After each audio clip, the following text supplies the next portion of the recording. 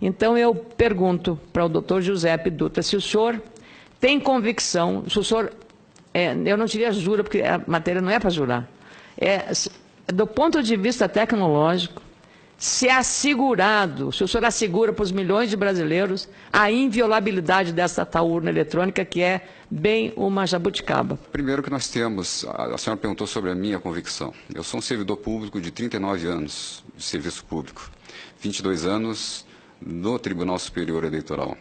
Eu sou um servidor que tem a honra de ser coautor do projeto da urna eletrônica. Acompanho essa história desde as eleições municipais de 1996, onde nós inauguramos a urna eletrônica. E falo isso porque isso homologa o meu sentimento, né, e o meu conhecimento adquirido no âmbito desse grande desafio que foi colocar o Brasil num outro patamar. Então, assim foi implementado no processo eleitoral brasileiro, que tem hoje uma história de 22 anos de utilização, né?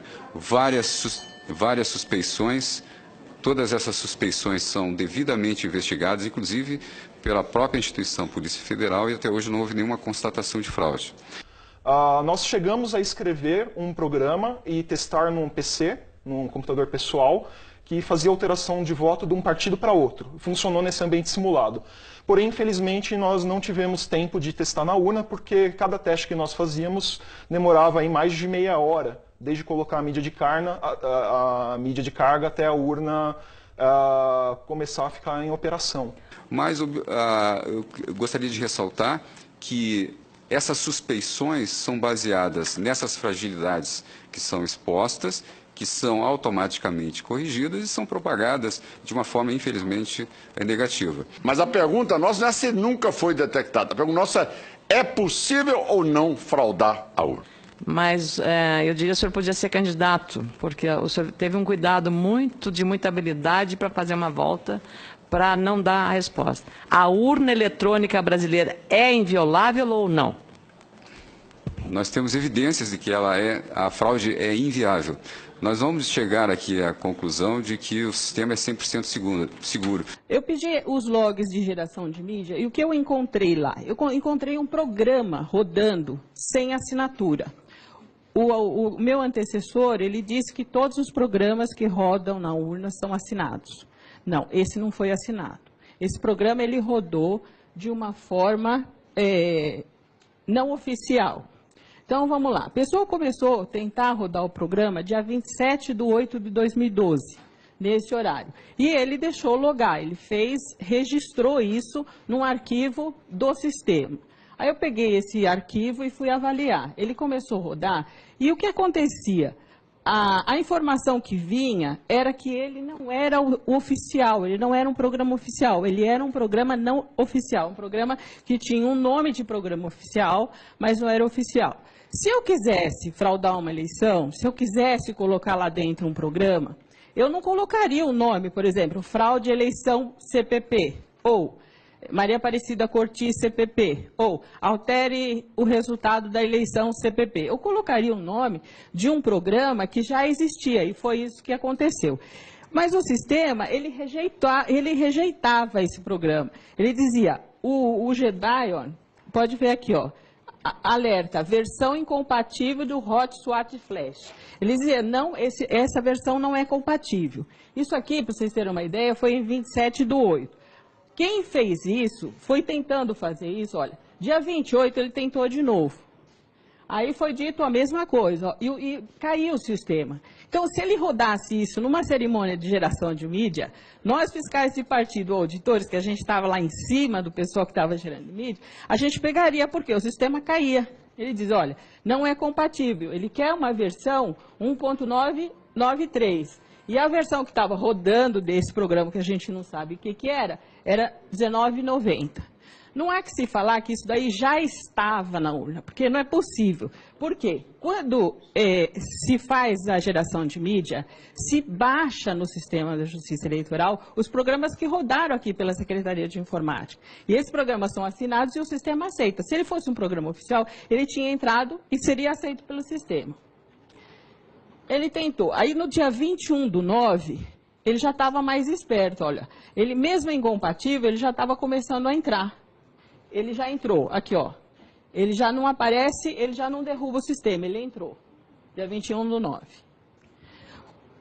Quando foi dia 24, que foi a geração de mídia, ele entrou e rodou normalmente. Esse programa foi para as urnas e rodou no município de Londrina, nas eleições de 2012. E hoje, com as dúvidas que tem, esse episódio lamentável da Smartmatic, né, da Smartmatic, é lamentável que tenha acontecido esse desastre. É um desastre, um desserviço.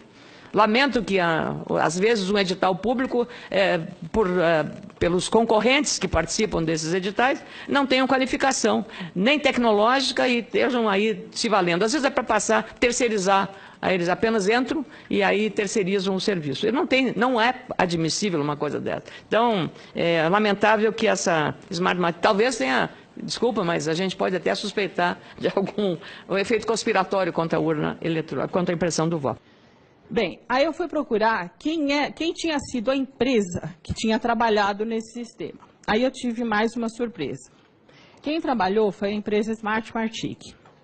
Esse consórcio de empresa, ele foi formado dia 13/7/2015.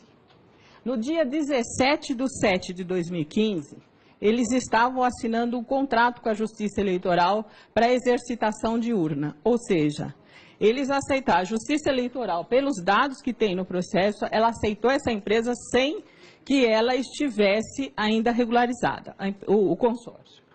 No primeiro termo aditivo, por mais assustador ainda, no primeiro termo aditivo, eles colocaram uma empresa estrangeira, que é a Smartmatic International Corporation. Essa empresa, ela foi registrada na junta comercial dia 25, dia 25/10, e ela entrou no processo 17/9, ou seja, rodou um programa que não era oficial, com uma empresa que foi contratada de forma irregular. Essa licitação é uma licitação que foi feita de forma irregular. Quando a senadora Ana Amélia pergunta, é possível ou não é possível? Não, até agora não foi detectada a fraude. O que nós assistimos que engenheiros especializados, e até o professor da Universidade de Campinas, o senhor Diego, ele foi muito claro em colocar que não existe nenhum software que não seja vulnerável. Por que os peritos da Polícia Federal estão de um lado? Por que nós estamos de um lado? E por que a área tecnológica do TSE insiste da questão de não ter impressão de voto? E também não entendo, lamento que a Procuradora da República entenda como retrocesso. Pelo contrário, eu acho que o preço da democracia vale a pena, independente do que ele custar para ser realizado. Hoje nós estamos vivendo, principalmente com a difusão de informações não precisas, digamos assim, em todas essas redes sociais. Olha, na verdade, nós identificamos um vetor de ataque, que era a capacidade de executar nossos próprios programas de computador na urna eletrônica, né? Eu não acho razoável nem compatível com a minha função pública de professor, sou um funcionário público, de participar de testes de segurança no TSE e não poder falar a respeito do que eu vi lá dentro. Primeiramente, porque é um teste democrático. Quais foram os problemas identificados a partir do momento que vocês conseguiram fazer essa invasão das urnas?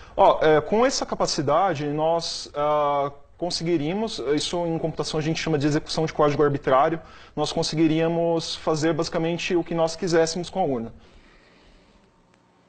Nós chegamos a demonstrar para o TSE um teste no qual nós comprovamos que era possível alterar apenas a rotina que faz o armazenamento do voto na memória da urna, sem que, enquanto a pessoa está digitando o número, apareçam evidências. Aparecia apenas uma mensagem de erro no final dizendo que a célula estava vazia, porque nós impedimos que a urna armazenasse os votos da pessoa na memória da urna, que é chamada de cédula. E até hoje nós não temos um caso de fraude registrado.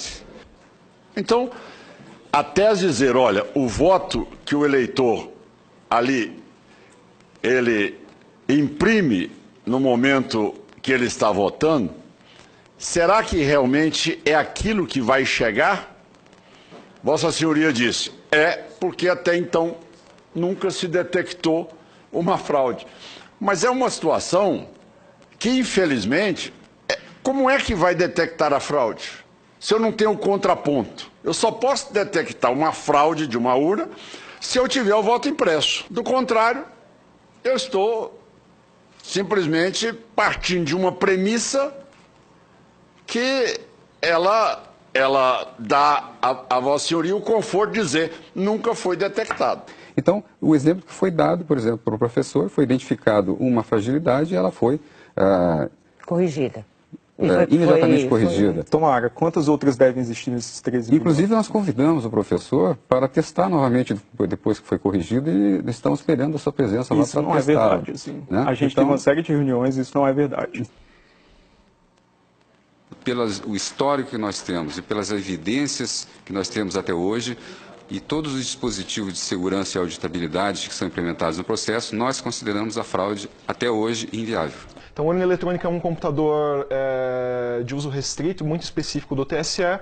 Ela não deveria aceitar que programas que não fossem escritos pelo TSE executassem dentro dela. O vetor seria o quê? Uma espécie de vírus mesmo? É uma forma de nós conseguirmos atacar a urna, certo? Então, uma porta de entrada.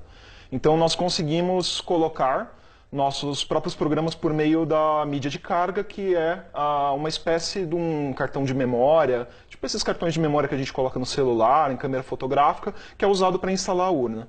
Então, nós colocamos programas escritos por nós, que não são autorizados pelo TSE. Então, a gente está esperando que o senhor apareça lá para testar. O grande problema é que hoje participar desses testes de segurança exige a assinatura de um termo de sigilo, que essencialmente te proíbe de escrever em detalhes o que foi observado dentro do teste. A instituição Justiça Eleitoral está totalmente comprometida no cumprimento da lei. E essa foi apresentada aqui, todo o esforço que está sendo destinado para a implementação da lei 165, mais especificamente o seu artigo 59A. Pior é um resultado fraudado, um resultado que as pessoas tenham a insegurança de não estarem elegendo aquelas pessoas que elas escolheram, mas aquilo que a fraude permitiu que chegassem no poder. Muito obrigado.